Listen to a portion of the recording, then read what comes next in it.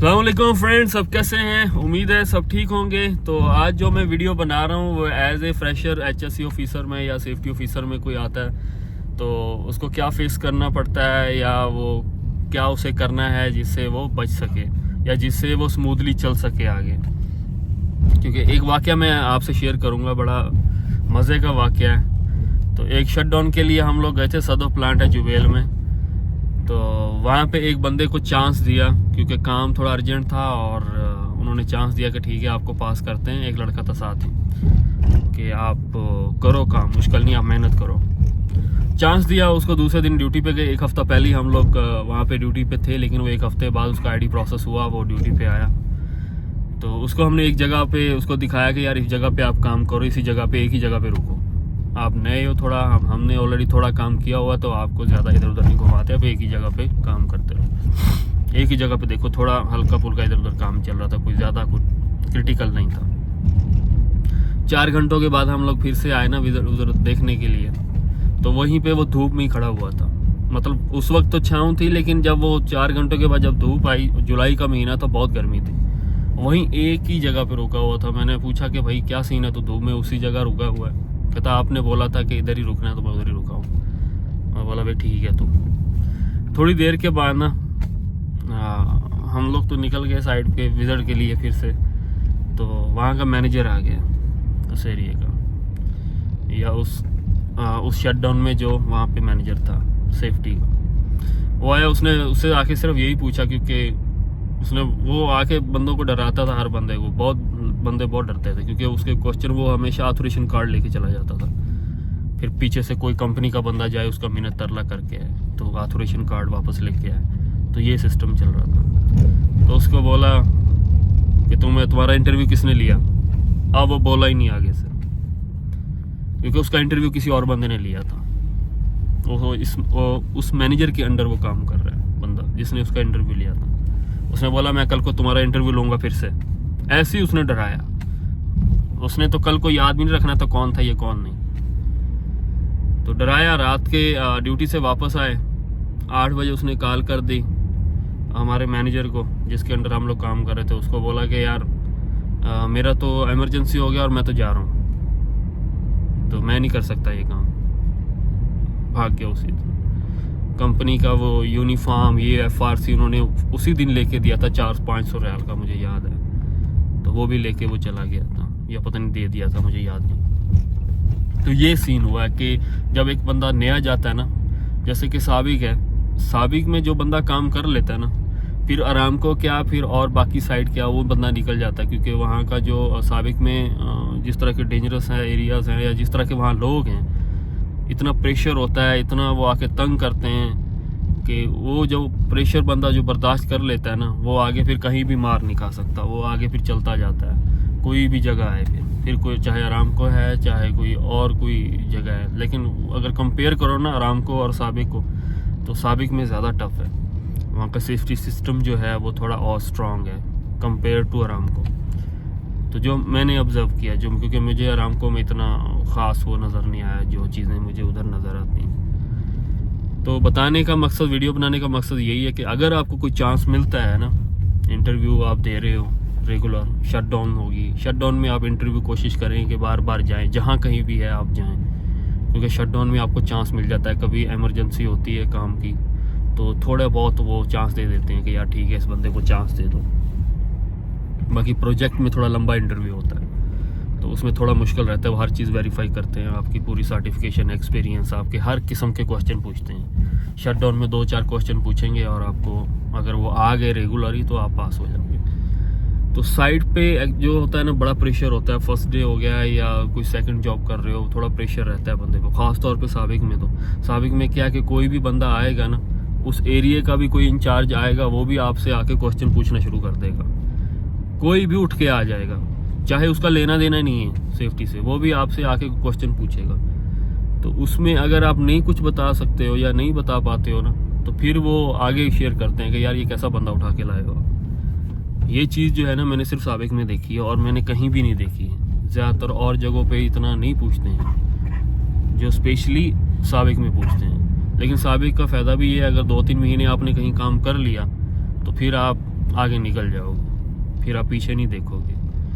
और आहिस्ता आहिस्ता आप अपनी जो सर्टिफिकेशन है उस पर आपको वर्क करना पड़ेगा। जो भी नए बंदे, जब हम लोग नए आए थे तो हमारे पास कुछ भी नहीं था, तो हम लोगों ने मैंने ऐसे डिसाइड किया था कि यार मुझे सेफ्टी में, मैं कोशिश करूँगा कि सेफ्टी में मैं जाऊँ। तो फिर मैंने कोई और, जब काम नहीं भी होता था ना, जब सिचुएशन ख़राब होती थी, तो मैं उसकी स्टडी करता रहता था, कुछ ना कुछ सर्टिफिकेशन के हवाले से प्लानिंग करता था। ना कि मैं छोड़ के, अभी क्या करते हैं लोग कि अगर कहीं काम नहीं मिल रहा है या थोड़ा टाइम लग रहा है, वो किसी और फील्ड में कोशिश करेंगे कि यार इधर नहीं उधर कूद जाओ। फिर वही बंदे आज ना उधर के हैं ना इधर के हैं, अभी भी मुझे मैसेज करते हैं कि मुझे परमानेंट रिसीवर में जाना है।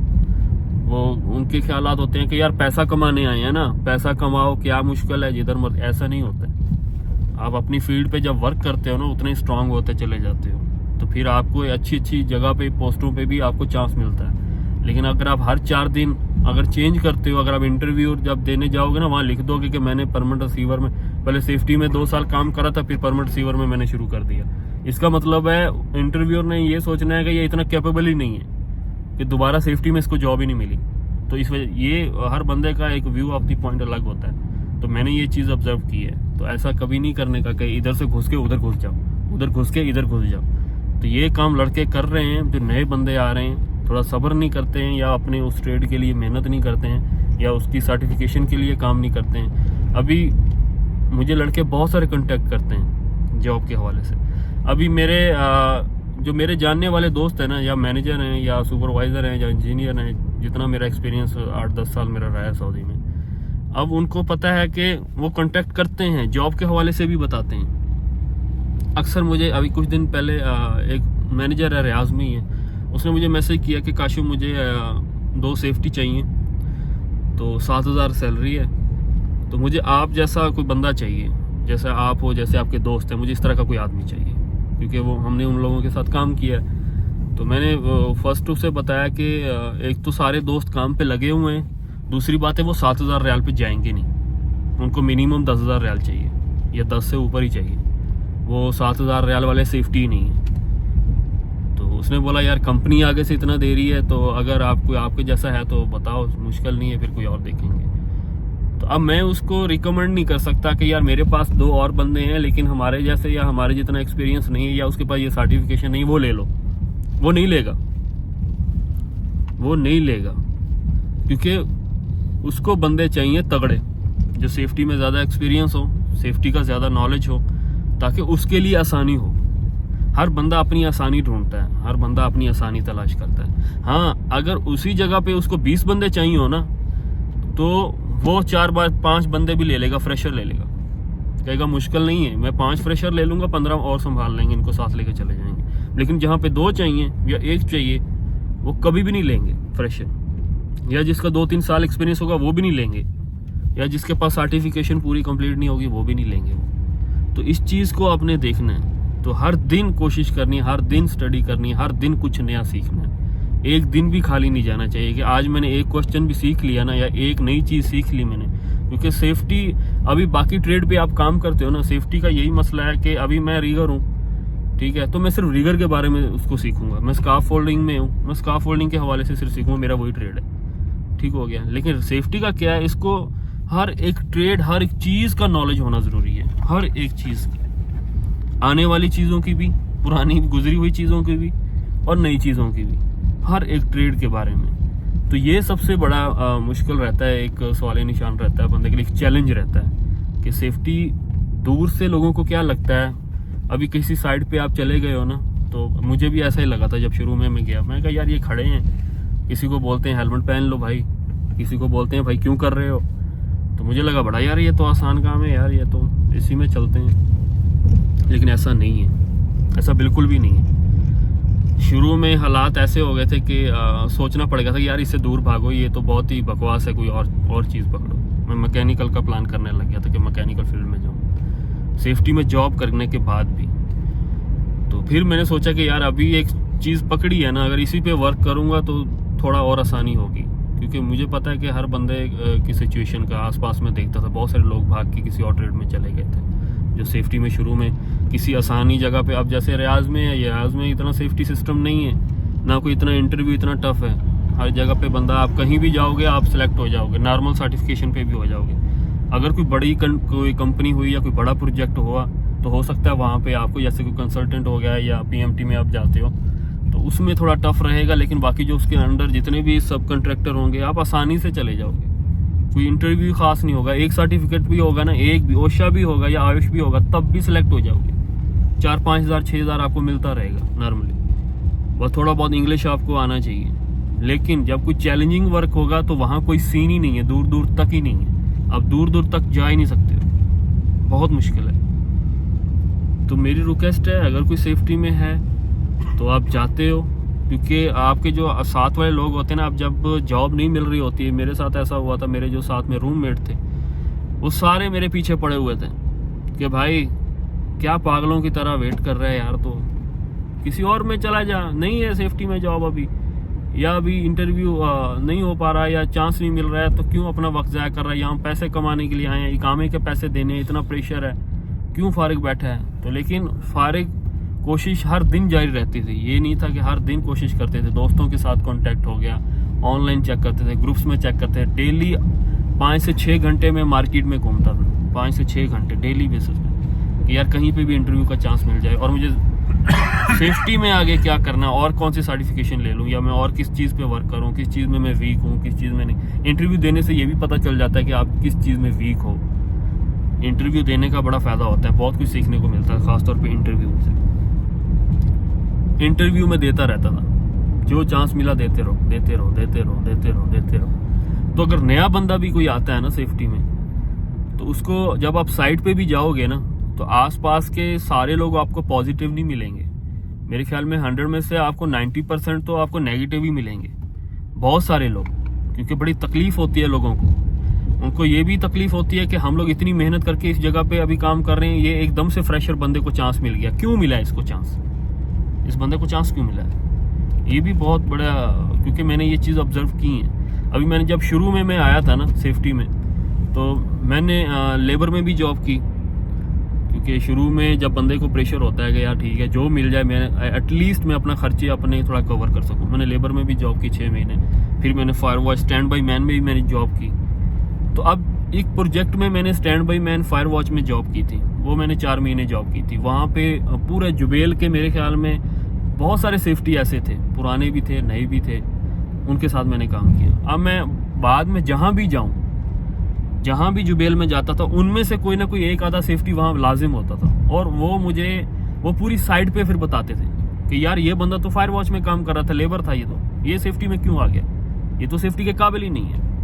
और उस चीज़ को भी खामोशी से, हालांकि सामने ये बातें हो रही होती थी, बड़ा अपने आप को सिर्फ ये कोशिश होती थी कि यार प्रूफ करना है अपने आप को, कोशिश करनी है कि मेहनत करनी है, ज़्यादा मेहनत करनी है और आगे निकलना है चीज़ों से, मतलब उनको क्रॉस नहीं करना, अपने आप को आगे लेके जाना है।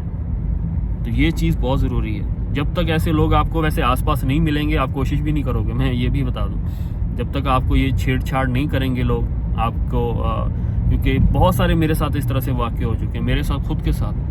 मैं जहाँ भी जुबेल में जाता था, कहीं भी मुझे इंटरव्यू में चांस, वहाँ पे कोई ना कोई सेफ्टी, जिनके साथ मैंने fire watch stand by man में काम किया था, उन लोगों ने इतना क्रिटिसाइज़ किया, आप बिलीव नहीं कर सकते।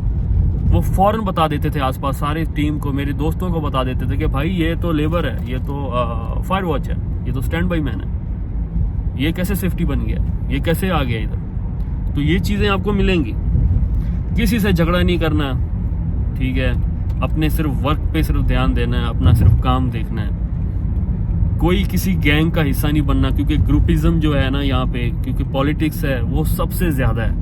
अगर किसी चाइनीज़ कंपनी में आप चले जाओ, सबसे ज़्यादा उनमें पॉलिटिक्स है, एकदम से पछाड़ के आपको ऐसे कर देंगे जना पता भी नहीं चलेगा कौन बंदे ने किसने क्या उंगली दी थी, आपको पता नहीं चलेगा पीछे क्या चल रहा है। पॉलिटिक्स भी बहुत चलती है भाई यहाँ पे जॉब पे, सीधी बात है। इस चीज़ से किसी भी ग्रुप का हिस्सा नहीं बनना, सबके साथ मोहब्बत से चलना है, रिस्पेक्ट से चलना है, किसी के साथ कोई लेना देना नहीं आपका, कौन क्या कर रहा है, क्योंकि हर बंदा चाह रहा है कि ये मेरे ग्रुप में आ जाए या मेरे ग्रुप का हिस्सा बन जाए। ऐसा हो चुका है, हमारे साथ बहुत बार हो चुका है। आप गुस्से में आके अगर आपने एक गलती भी कर दी, एक छोटी सी भी गलती कर दी, जिस जॉब के लिए आपने इतनी मेहनत की है, वो जॉब एक झटके में निकल जाएगी आपके हाथ से, और फिर दोबारा नए सिरे से जॉब ढूंढना, प्रोसेस करना, आईडी प्रोसेस होना, ओरिएंटेशन होना, उसका वेट करना, क्योंकि एक जॉब के लिए 4-4 इंटरव्यू होते हैं, कहीं पे 3 इंटरव्यू हो रहे हैं, कहीं पे 5 हो रहे हैं, वेट करना पड़ता है, उसके लिए बहुत टाइम चाहिए होता है। अगर एक जगह पे आपको होगा तो काइंडली इस चीज़ से थोड़ा अवॉइड करना है आपने, नहीं तो ऐसा झटका लगेगा, बहुत नुकसान होगा आपको। तो बाकी कोई और क्वेश्चन रहेगा आपका इसके हवाले से तो मुझसे पूछिएगा। तो सेफ्टी में बस यही रिक्वेस्ट है कि जो भी बंदा अगर सेफ्टी में आ रहा है तो इस इधर उधर नहीं भटके, उसी पे वर्क करे। फिर जो भी सर्टिफिकेशन है आहिस्ता आहिस्ता काम करते जाओ, साथ में सर्टिफिकेशन लेते जाओ, डेली बेसिस पे कुछ ना कुछ सीखते जाओ कि ये भी सीखना है, वो भी सीखना है। जॉब भी अगर चल रही है साथ में चीज़ें ये आपको करना ज़रूरी है अगर आपको आगे बढ़ना है, इसी फील्ड को लेके चलना है। तो इसमें ये ज़रूरी नहीं है कि अभी तो जो PMT है या कंसल्टेंट बड़ी कंपनी है वो, उसमें तो बड़े बड़े पढ़े लिखे लोग आ रहे हैं, हाई क्वालिफाइड लोग आ रहे हैं। तो अभी सेफ्टी में इतनी जॉब, हर जगह सेफ्टी में जॉब आती है, बाकी और किसी ट्रेड में होंगी ना होंगी, सेफ्टी में लाजिम जॉब आती है। लेकिन कंपटीशन का ज़माना है, अभी रियाज में बहुत सारी जॉब आने वाली हैं। तो काइंडली मेरी रिक्वेस्ट है कि इस चीज़ को इतना नॉर्मली या इतना नहीं, मतलब ये नहीं है कि थोड़ा टाइम के लिए मैं आया हूँ फिर मैं किसी और, क्योंकि जितने भी सेफ्टी अभी जिनको चांस मिल जाता है ना, वो क्या बोलते हैं, अरे भाई हम जॉब नहीं तो मैं आ गया हूँ, अभी मैं तो और ट्रेड का बंदा हूँ, मैं तो चला जाना है, ये है ड्रामा। बड़े बड़े ड्रामे सुनने को मिलते हैं। तो थोड़ा देखिएगा तो आपको फ़ायदा होगा इस चीज़ का, ट्रेड का। इस ट्रेड में बड़ी जॉब है, बड़ी रिस्पेक्टेबल जॉब है। तो कुछ और क्वेश्चन रहेगा मुझे मैसेज कीजिएगा, मैं इंशाल्लाह आपको रिप्लाई दूंगा।